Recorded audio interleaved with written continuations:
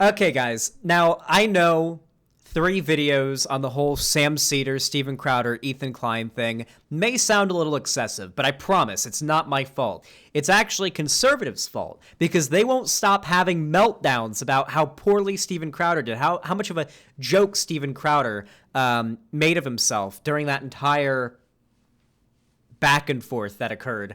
And they're just giving me so much content. So here we have the illustrious, the beautiful, the successful Tim Pool, the smartest and most unbiased, bipartisan news guy you can possibly imagine. And the video he put out is Steven Crowder was right to cut off Sam Seder. Seder is a grifter, and I'm publishing DMs to prove it.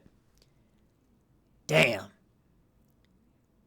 Well, we all know that Tim Pool is the most, honestly, Tim Pool is the most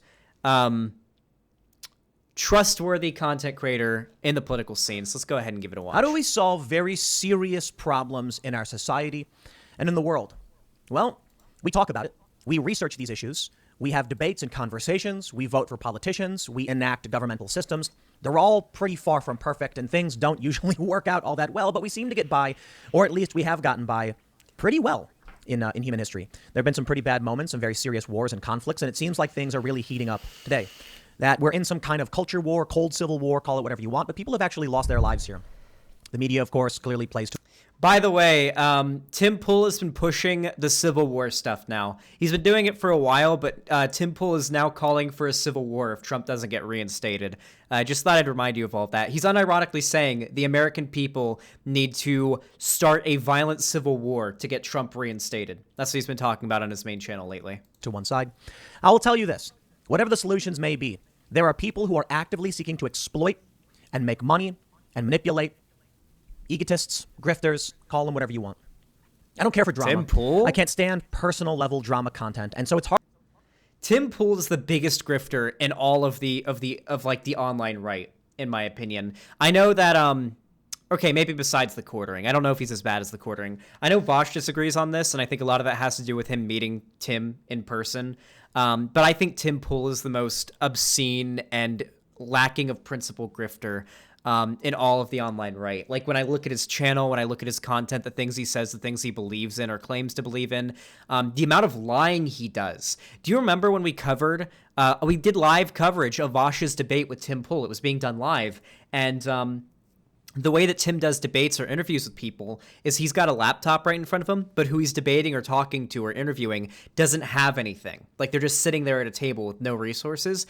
Tim outright lied to Vosh's face several times, saying he said or didn't say things that he did or didn't say. Like, for example, there was like some conspiracy theory that Tim pushed that like the New York Times covered or something like that. Tim claimed that the New York Times journalist was lying, and then someone sent me the clip of Tim Pool saying exactly what the article said. So Tim Pool just lies. He lies about things all the time. He's one of the most dishonest people in the online right. Hard to know where that line begins and where it ends. The story, of course, without waiting too long, is about Sam Seder, who is a left political commentator, ambushing Steven Crowder. Crowder had agreed to do a discussion/debate with Ethan Klein of the H3H3 podcast. And Ethan, of course, is a drama, pop culture personality. I don't think anyone should have expected him to actually do a political debate. He instead brought in Sam Seder. Now, there's a lot of reasons for this, but I will just point out. Ethan and the content he makes is drama, pop culture, like I said. And when he weighs into political spaces, it's actually very damaging to our discourse. Not saying that he's not allowed to. I hate this narrative, dude. This is the difference between the right and the left. The left wants normie types to become more politically involved. The right wants and the right want these normie types to be useless idiots. So the thing is, when the left talks about, so the left and the right both want normie content creators to be involved in their politics. That's the thing. But the right has a very different way of going about it than the left does. If I want to get a normie content creator more politically active or politically aware, I, for example, invite them on my show, like I did with Long Beach Griffey. Do you guys remember my talk with Long Beach Griffey? Very pleasant conversation. Griffey's a cool guy. He's missed on his takes. plenty of times. He's a good person. I can tell. Long Beach Griffey's a good dude. When I want to get somebody to a point where they're more politically active or politically aware about a certain topic, I try to talk to them. I try to convince them or educate them or whatever, or just have a conversation with them, right? The right wants normie content creators to make people feel politically disaffected. The right wants normie content creators to make their audience feel as though politics doesn't matter. Because if they feel as though politics doesn't matter, they're more likely to not be left-leaning. That's the thing.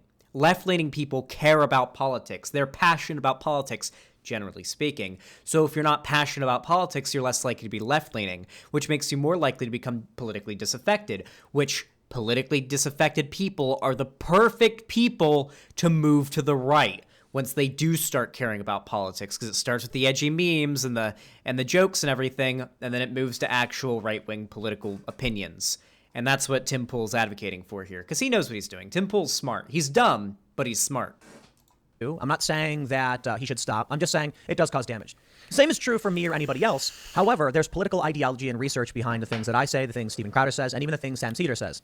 However, I believe for the most part, Sam Seder is just a political drama grifter. I don't think he's actually a genuine personality. I think he's a liar and a manipulator, and I do think he's a coward whose goal is to profit off of exploiting drama in the political space.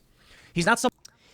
The pot calling the kettle black here is wild with Tim Pool.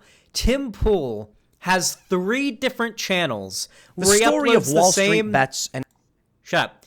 Where he uploads the same clickbait content, where he shills to whoever is the most popular opinion that'll get him the most views at any given time. Literally all Sam does is he sits down at his desk and he talks about the news. And he cites his articles, he cites his sources, far better than Tim Pool does. And Sam Seder will debate anybody. He does call-ins. Sam Seder does call-ins. So that anyone can call in to debate him. Anybody.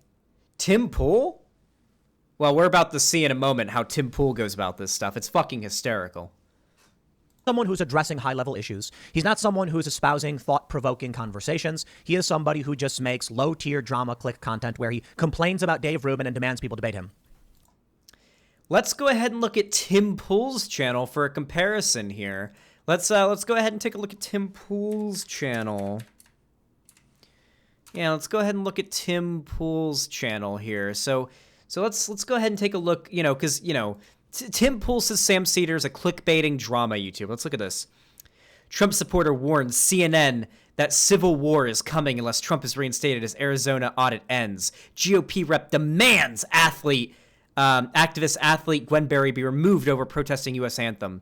John McAfee's wife says he would not take his own life. Prison guards shocked as narrative breaks. Russia threatens to bomb UK warship. Threatens nuclear retaliation as U.S. military fails to wokeism. Or falls to wokeism. Russia fires warning shots and bombs at HMS Defender. China threatens to join Russian counterattack. Report exposes Google's funding of the Wuhan-linked virus research. Republicans and scientists censored. Come on, Tim. This is the most shameless shit I've ever seen. It's the lowest tier of the lowest tier. So I'll tell you, it's very difficult in deciding to do a segment like this, but I think we need to talk about this problem as a whole. And I'll use Sam Seder as an example and mention, yeah, I'm biased in this one. I take personal offense to the things Sam Seder has said and done, even though this may come as a surprise to many of you. Sam Seder was the first person in media to ever shout me out during Occupy Wall Street. That's right, on his now same. Yeah, Tim Pool used to be a somewhat reputable content creator at one point. Tim Pool actually used to be fairly, he wasn't perfect, but he was actually okay back in the day. But then he became a right-wing grifter. So, sad. Show he's doing now. He was the first person. But I think for the most part, after witnessing the work he's done, the things he said, what we have here is a perfect example of those who would watch the system burn if only they could get a small piece of the pie. I don't care for that. I don't want to be involved in that. And that's why I started timcast.com, and it's why I moved. The amount of projection here is insane. The fact that this dude makes a video every other week or more about how civil war is coming and we need a civil war and the Great Reset or whatever the fuck. It's wild.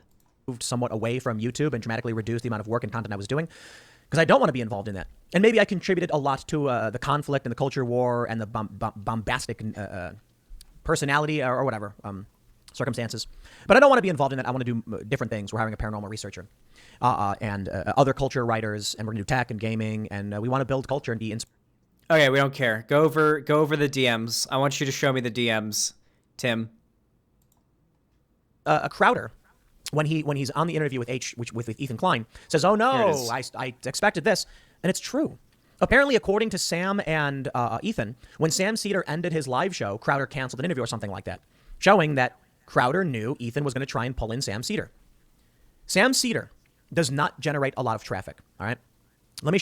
Oh my God! Oh my God! He's not even going to try to deny it. Even Tim Pool isn't going to try to deny it. He's going to deny that Steven Crowder and his team were so afraid of Sam Seder they were monitoring his stream. They were monitoring Sam Seder's show, which we already know. But even Tim Pool's biting the bullet on that. Ooh. Oh. Let me show you this. First, we have Phil That Remains. Phil Labonte, you may recognize him. You may recognize him. He's a very famous musician, but we've had him on the IRL podcast. He said lots of people talking about the Crowder H3 Sam Seder thing. I just don't see how anyone in that looks good. Seder and H3 look dishonest, and Crowder does look like he skipped out. They can come up with all the reasons they like, but they all look bad.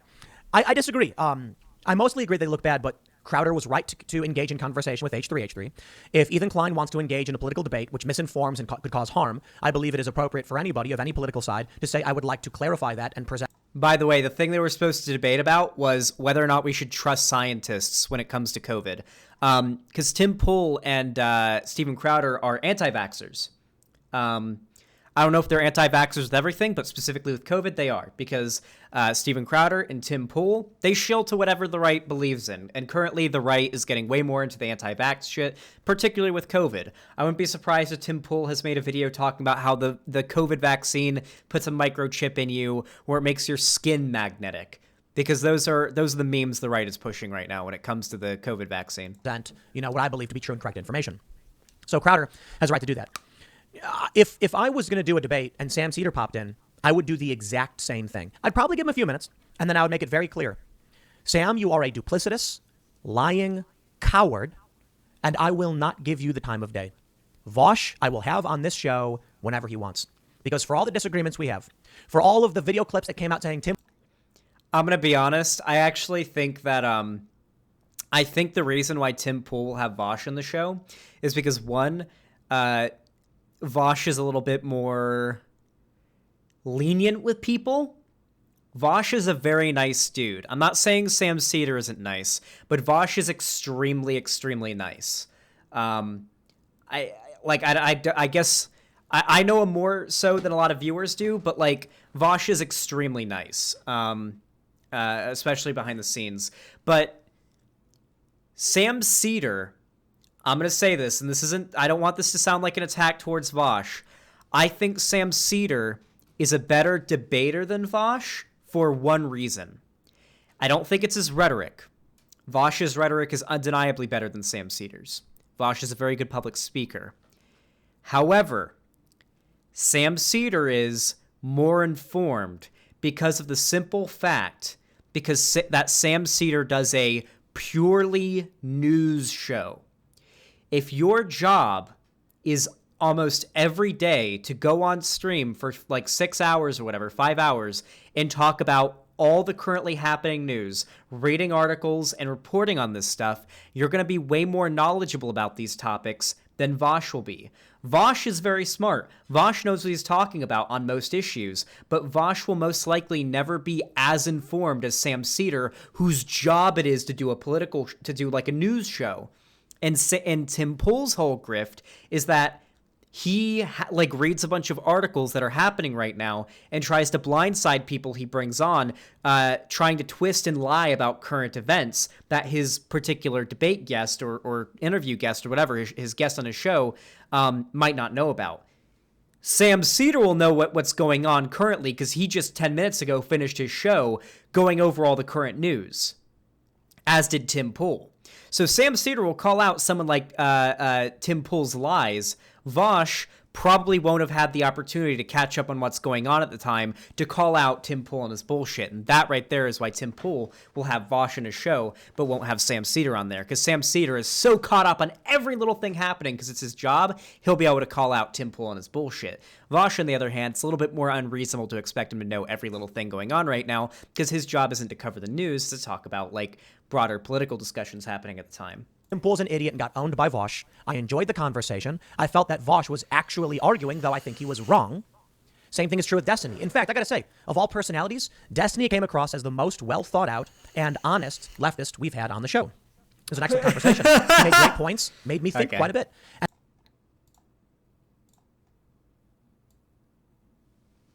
The most well-thought-out leftist he's had on the show. I think this goes to show just how stupid Tim Pool is. The fact that Destiny has, and openly, and he'd admit this, spent the last 2-3 years at this point absolutely railing against leftists. Destiny hates leftists. They are like, he does not like them. He considers them a political enemy. But then Tim Pool, like, no, Destiny's the most reasonable leftist we've had on the show. This goes to show when the right is so stupid they can't even make the distinction between liberal and leftist. It just shows how little they know about politics and how much you should not take them seriously. And even before the show, we talked, and I was like, mad respect. He's like, he legitimately believes what he believes, and he's researched this, and I absolutely respect that. I think he's just a bit more authoritarian than I am, and that's fine. I mean, so long as they don't get too authoritarian, otherwise, fighting breaks out. But here's what Phil Labonte points out. There it is. He says, you'd think that with TYT money and marketing, Sam would get more views. No wonder he gets H3H3 tagging. And then he shows from the Majority Report that Sam Seder typically barely breaks 6 digits. He gets 7,000, 8,000, 5,000 views. One of them, how MAGA heads turn into, how to turn MAGA. So here's like the go-to meme, and we actually covered this earlier, so it's going to be pretty interesting to go over this. So for starters, Philip DeFranco, we did a segment on this earlier. Philip DeFranco went over it. All news content is currently really down in the dumps. Left-wing viewership, when it comes, like, on average, left-wing traffic for news and like political content is down in traffic on average by 27 to 30%. And that's on average. So that's including someone like Sam Seder, whose viewership could have dropped by 50% after the election, and someone like Vosh, whose viewership might have dropped 20% after the election. It's averaging it all together, right? My viewership's dropped roughly 40%, I would say, after the election. My income, viewership, sub growth. My sub growth has gone into the negative since the election. It's been tough. Trump made politics interesting for people. So a lot of people have gotten hit. Sam Seder's viewership was much higher before, but also pointing out Sam Seder's viewership has nothing to do whatsoever with whether or not he should be debated. This is rice gum levels of, like, argumentation here. This is like Rice Gum saying, you're irrelevant, bro. You're irrelevant. Why should I talk about, you're fucking irrelevant, bro. You guys remember Rice Gum, the douchebag? One of the most douchebag YouTubers, one of the most hated YouTubers on the platform because he's such, like, an out and out douchebag. You're irrelevant, bro. Like, these are literally Rice Gum level takes. Heads into socialist got 16,000, but his views are really, really low. He does his main show and then he splits things up. I'm not here to drag the guy for having low views. A lot of channels have low views and a lot of people are trying to grow. The thing is, Sam Seder's been doing this for a long time. Like I mentioned, he was the first person to ever shout me out. I think what's happening with Sam is that he knows he's not a top-level personality. He's plateaued. There are many people like him. And again, I mean no disrespect. People reach the point they can reach. It is what it is. But this is his desperate attempt to try and generate traffic. This is what he's trying to do to get it. This is phenomenal. The reason why Sam Seder doesn't get as much viewership as Tim Pool is, one, Sam Seder's left-leaning. Left-leaning content, left-leaning political content will never do as well as right-leaning political content. Because here's the biggest difference between the left and the right. All right? Here's the biggest difference between the left and the right. The right is always politically active. The right will always be more politically active than the left. The right will always donate more to their favorite content creators that are also right-wing. They'll always contribute more in viewership, comments, likes. Right-wingers will always do better than the left online. They'll always have corporate funding. They'll always have better crowdfunding. That'll always be the case. The left, not as much. Not as much viewership. The story not as much traffic. Left-leaning people tend to be quite a bit more brunchy. Even leftists tend to be. They don't tend to support their favorite content creators as much. And also, the right more shamelessly clickbaits as well. Like, if I were to clickbait as shamelessly as Tim Pool does and just never engage. If I want to become rich right now, you know what I could do? I could do what right-wingers like Tim Pool do. I could do what right-wingers do. I could literally just make my thumbnails as I could cover only content creators that are bigger than me, only the freshest, most viewer-generating news. I could just grift. I could literally just grift. I could go full anti-establishment, borderline Nazgul, class reductionist. My opinion is different every video. All caps titles. Like basically lying in all my videos. I could do that and I could be a millionaire by next year. I'm not kidding. I could be a millionaire by next year if I did that. Do you guys think I'm kidding? Because I'm not. It is obscenely easy for like these anti-establishment grifter type like Brianna Joy Gray, Jimmy Dore, shit like that to get tons of viewers. I could go full on into a grift if I wanted to. If I didn't have a soul, I'd go full on into the grift, like an unironic lefty grift, and I could be a millionaire by next year.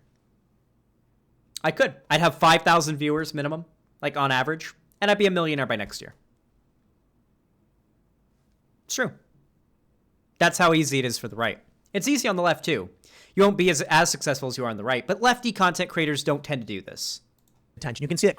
Not kidding, but exaggerating. Yes, I'm not exaggerating. I don't think you understand. I don't think you understand how. So to give you an idea, right now I'm making maybe 35 to 40K a year. Right now, I make about 35 to 40K a year currently, and I average 300 to 400 viewers on a political stream at this point on a good day. And I average maybe 5,000 to 10,000 views of my videos currently. And I make 35 to 40,000 a year, which is not good, by the way, which is like barely being able to afford rent every month. I'm living paycheck to paycheck. That's where I am now. If I went for the full grift and I was getting 5,000 viewers on my streams, I'd be a millionaire. I'm getting 335 people watching right now. I make 35 to 40,000 a year, which isn't good. But if I was getting 5,000 viewers per stream, I'd be a millionaire. And I was getting like a few tens of thousands of views per video, I'd be a millionaire. Crowder is trending over this. This is why Sam Seder should not be brought into these conversations and why he does the left harm. Again, I'll say it. Vosh, big lefty YouTube personality. Okay, I don't care. Hold on. Bring up the DMs. Bring up the DMs, homie. Bring them up. Manipulated me to try and get internet points because he is a political drama. I'll show you. Come on. I'm going to show you Here it is. I'll show you some private DMs. Back in October of 2020, I put out a tweet saying, basically, I've invited on several prominent leftists. They canceled last minute or outright refused to come on the show. We'd love to have them. Long story short. Well, Sam Seder quote tweeted me. I said, someone tweeted at me saying, you're lying. Why won't you debate Sam Seder? Blah, blah, blah. And I said, we had 110 million views in the past 30 days. This was September. If they were interested in an easy win, I think they'd take it. Seems like they're actually scared. I genuinely mean that. I'm not trying to go to anybody. I genuinely mean that. I have invited, I've invited a lot of people to come on the show. They won't do it. One of the, you know what? I think we'll get a little spicy this time around. The reason why a lot of people wouldn't come on the show is Tim Pool refuses to do any shows with people he disagrees with, like any left-leaning people. He'll only do it in person. You have to get a flight and leave town, possibly cross the country, possibly travel across the world, depending on where you live, and come do it in person in studio. And the reason he does that is, one, that's a huge deterrent. Having to drop everything going on in your life to take a flight out to where he is, that's a huge deterrent. So it makes it much more likely you're going to not do it. And then on top of that, if you're at home and you're in a call with him and you're doing a video call, which you could easily do and would be just fine, you have your computer at hand, right? If I was doing a thing with Tim Pool right now and I was live streaming like a debate with him and he said, no, I didn't say this, you guys would be spamming me with links of him saying it and I'd be able to call him out on his bullshit live. If he's got me in the studio, no chat to send me sources, no computer in front of me, to fact check things, that puts me at a disadvantage. And so that's basically what happened here. He offered for Sam Seder to come during COVID, and Sam Seder was like, can we just do a video call? Well, actually, we'll see it here. We'll see it. Let's just watch. Invited Shu on Head more than once. People keep asking why I won't have her on. Well, she won't come on. Maybe she's scared. I like Shu on Head. She's funny. But there are a lot of people who just cannot stand up to scrutiny. Why? Do you think I'm scared of being wrong or being challenged? Absolutely not. Come to my house, prove me wrong, and I'll say, okay. Michael Malice came to my house. I was defending cops. Michael Malice said, here's my argument. I said, Michael, that's a really good argument. I agree. Changed my mind. People started tweeting at Michael saying, good job changing Tim's mind. Yes, because you give me a good argument and logic, I'll calculate it, and I'll accept it. That's true for Vosh. That's true for Destiny. That's true for any leftist who wants to come on. So, at the time, I said, I get all these views, and they won't... By the way, I would not be able to go on Tim's show if he invited me, unfortunately. I would not be able to go on Tim's show if he invited me. I've got $30 in my PayPal right now, maybe $35. How much did we make today? I had 70 cents when I started the stream today. I got $35 in my name right now. I would not be able to go on Tim's show. I'd be like, hey, can we do a video call for it? Can we do a video call interview? A video call debate? And then he would be like, oh, so you're ducking out? I'd be like, no, I don't have enough money to feed myself when I visit you and like I think he lives in Virginia or DC or something. Or Maryland, I believe that's where he is. Like, no, I can we just do a call over the computer? And then he would say that I ducked out and that I'm too scared to go on to talk to him because I can't afford to. Yeah, in Maryland, sorry, because I can't afford to fly from Palm Springs, California, and SoCal across the country diagonally to the top, from the bottom left corner of America to the top right corner of America. If you're considering it west to east. Yeah, because I wouldn't even be able to, for one, even if they pay for tickets, wouldn't be able to afford accommodation food. And he'd call me a coward or whatever. Come on, it's regardless of whether or not they look good or bad, it's this big audience, right? Or maybe it's that they would sit here, have no way to answer certain very serious questions. Well, no, Tim Pool pays for your flight if you come to visit him. He'll pay for your flight and I believe accommodation, but like I'd have to hit him up for money for food. If Tim Pool is willing to pay for everything, I'll go on his show. If Tim Pool is willing to pay for my disposable vapes, food, accommodation, and the flight and transportation, I'll go on his show. Other than that, I don't think $30 is going to cover it. Questions, and they would look bad, and they don't want to do that. Well, Sam Seder said to me, invitation accepted. How's Monday at 6 p.m.? Well, the conversation I was having was about in-person studio, right? Take a look at my Instagram where I show the studio we built. I did not build a Skype studio. Ian, Lydia, and Luke aren't going to be looking at a screen and debating Sam Seder. I don't do a debate show. But these people, these grifters, it's all they do. It's all they know. So, of course, my response. God, the amount of projection. Wait, so debating over a call makes you a grifter? So debating over a call during a pandemic makes you a grifter. Interesting, Tim. We are booked Monday. The show is live, 8 p.m. in studio. We can cover all travel and accommodation. 13th is open. Next opening is the week folling. Sam Seder does says, travel. I can do the 13th. Cover travel. I said, awesome. Hey, look, I got no beef with Sam. He's the first person to ever shout me out. He accepts the invitation. It would be amazing. I've done an online discussion with him before on the Tim Pool channel. This was in a different house with a different setup, and I don't do these Skypes anymore. I'm building a company, and we've set up an These Skypes. You can do it over Discord or Zoom. It's not just Skype anymore, Tim. In-person studio for real discussions because I don't think anything is served. When I did my Skype conversation / debate with David Pacman, we engaged in so much semantic arguing. I thought this is not solving things. We need in-person conversations where we're going. Yeah, notice how it does sound like Crowder when he said change my mind isn't a debate. Do you guys remember that? You're completely right. Holy shit. This is so interesting. So these right-wing figures will posture themselves as being like these debate lords all the time. But then when something like this Sam Seder thing happens and they run away from a debate or they're too scared to do it, then all of a sudden what they do isn't debating. Then all of a sudden change my mind isn't a debate. Then all of a sudden his interviews he does aren't debates. Interviews. Interesting. It's if they're losing, that's an interesting thing. If they're losing, they call it a conversation or an interview. If they win, then they call it a debate. That's the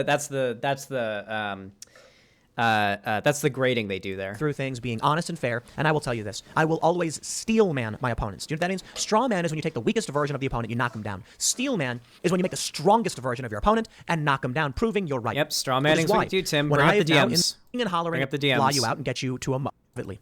Here it So is. what's the details? I said I can have Lydia arrange everything for you. Show is 8 p.m. live in studio, DC area. We can fly you out and get you to a motel nearby. We hang out for 2 hours and talk about current events. I can do a group chat to connect you. If you want, you can just send me your email. We can set it up. He responded, I can't fly down to DC. I do a daily 3-hour show. You don't do any remotes? We set up the show back in January. This is for me. In person only. We don't have a way to connect. By the way, Sam Seder has 3 kids, I believe. At the time, I think Sam Seder's wife had just given birth to like their 2nd or 3rd kid. So he had an infant. He has a 3-hour daily show. I believe, I think Sam Seder's like a couple of states away from Tim. So it's not as big a deal. He could probably do a day trip out there. That would be a big pain in the ass. But yeah. Connect everyone to a Skype call or to display it. We've rejected some centrist and right-wing people for the same thing, so I take no issue if it can't be done. We can try to find a time when you're free to travel, but I get it. It's one of the challenges of getting guests. You and Hassan Piker, host your own content, so it's probably harder for you, but I appreciate the enthusiasm. I have rejected Lauren Southern, and I have rejected Andy No, because they reached out, said, would you do a remote? I said, we can't do it. It just doesn't work. Now, of course, I've appeared on Ben Shapiro. How? This is so wild to me. There is no excuse for this. There is really no excuse for this at all. So for example, let's look at the H3H3 podcast. By the way, I believe they're still in the same studio. If we look at the H3H3 podcast, with like, let's go back to one of the old ones where they're using the studio, where they had Boogie on. Boogie and Internet Common Etiquette, I believe, and is probably one of the best H3 podcasts in my opinion. Where is it? Boogie and Jack's Films and Internet Common Etiquette. It's Jack's Films and Comment Etiquette. Oh yeah, here it is. So here is how I feel like this is a good comparison. It's a podcast, not exactly the same as Tim Pool, but they got a similar studio setup going on, right? Or Tim Pool could definitely afford to get a system like this set up. So obviously, H3H3 on the podcast, they did it in person.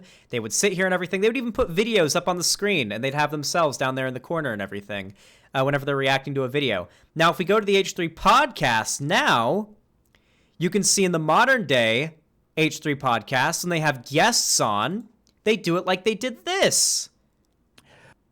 Oh, I should like this video. I don't know why I haven't liked it already.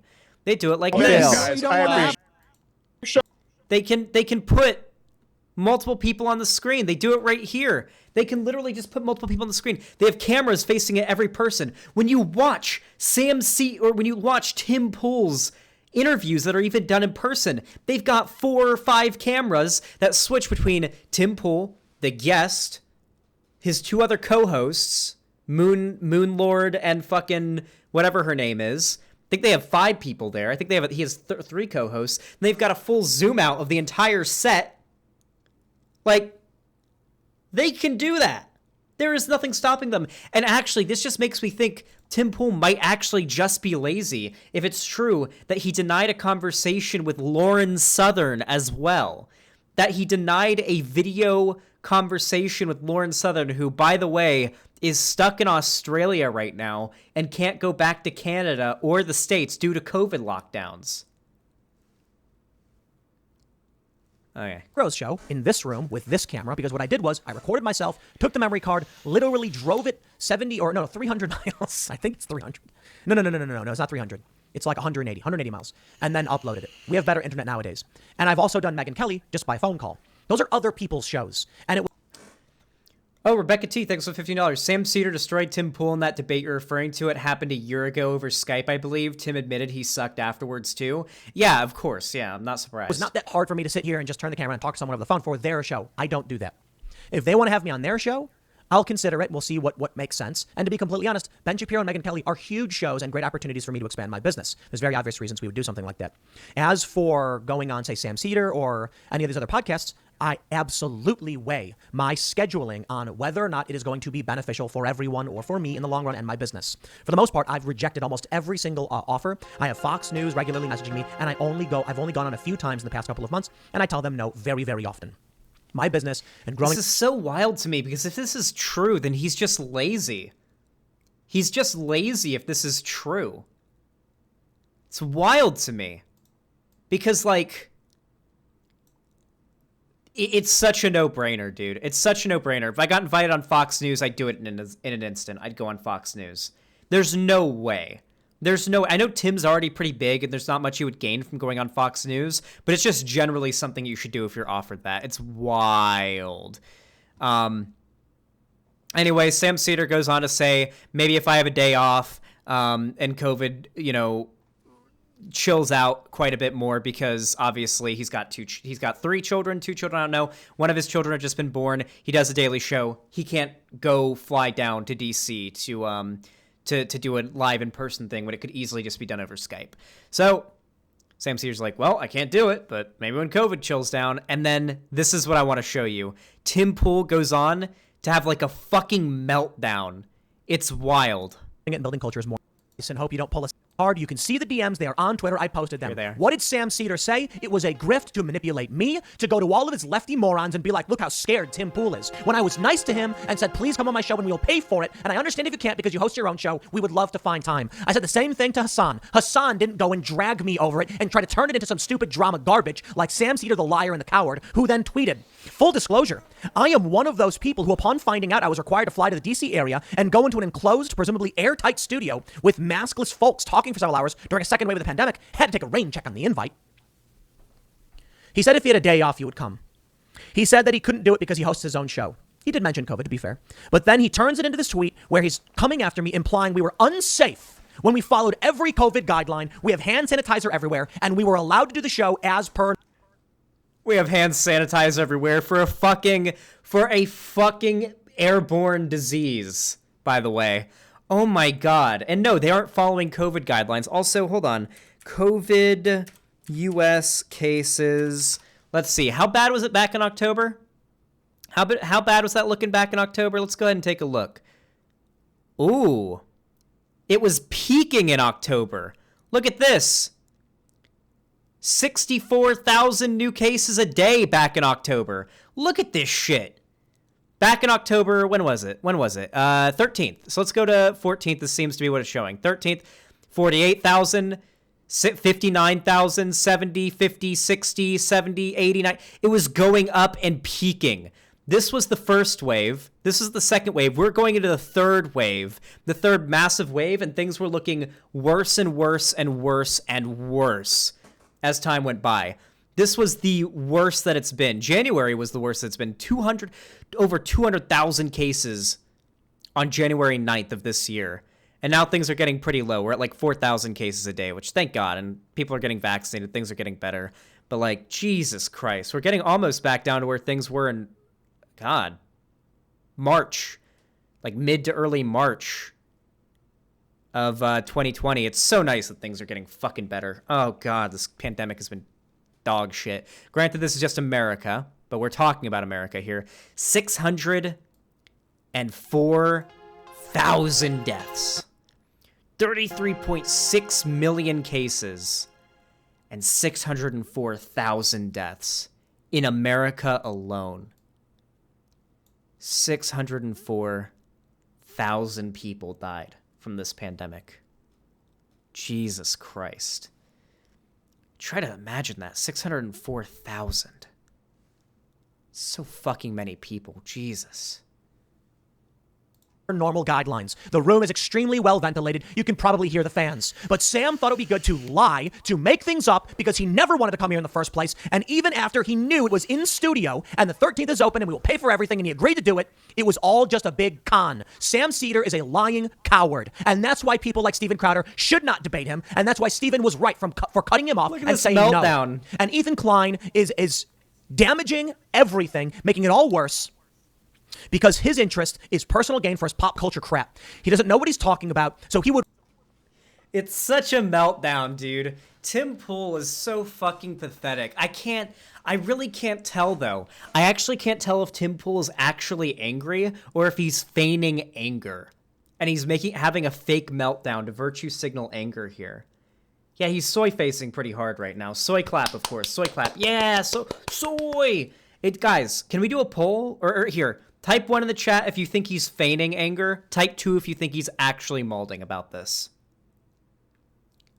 I'm really curious what you guys think, because I can't tell. I can't tell if he's actually angry or not.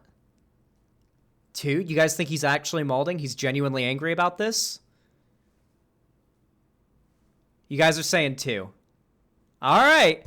I'll take your word for it then, because you guys can probably tell better than I am, or than I can. But that's more or less all I want to say, because the right has been in maximum cope mode since all this happened.